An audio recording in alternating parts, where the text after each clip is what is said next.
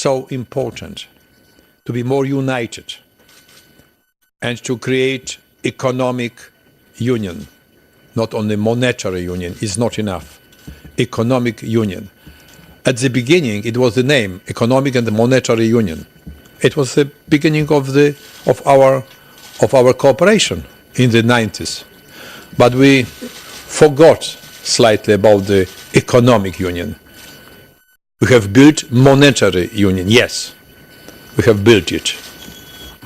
So, if any treaty changes are necessary, and I'm quite sure they would be necessary, they should be limited to the strict fields and strict topics like to build European economic government and economic union. Government which is connected with the Union on the EU level.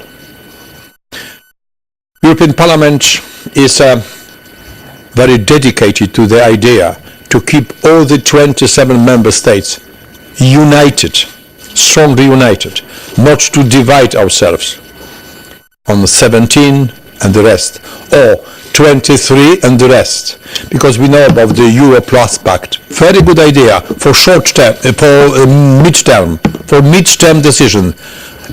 It's a Euro Plus Pact, which is connected with structural reforms, important for our economy.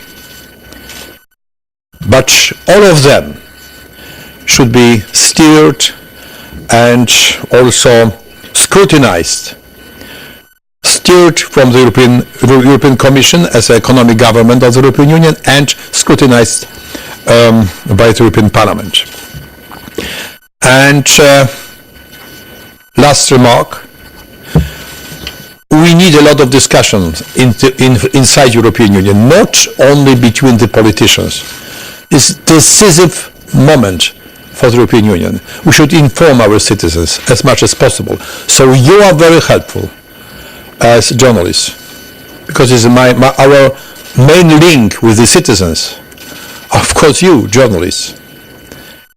And we would like to explain that it's necessary to make a next step of integration. In the 50s, it was not easy as well to take the first step after the war in completely destroyed Europe. Second step in the 80s, to create single market, also Schengen area, or single currency. Now the third step is necessary. Important third step of integration, and our generation should answer it, and we should start to discuss with our citizens. As I told you a few minutes ago, it's not a good atmosphere for that. We know very well. But let us work in this direction. Let us create something which could be called as European civic space. European civic space for me mean discussion in many places, exchange of views, permanent contacts on the different levels, to introduce our local and regional governments in the discussion as well.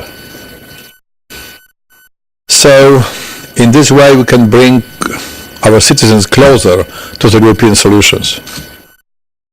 I visited quite recently some EU member states, and I know it is absolutely necessary. I met always students, NGOs, think tanks, entrepreneurs, well, so-called civil society, generally speaking, talking about European problems. They are not very clear for them. They don't understand what we are doing. So it's necessary to go in this direction. Thank you, Mr. President. We will take a couple of questions. The lady there, please could you identify yourself as well first?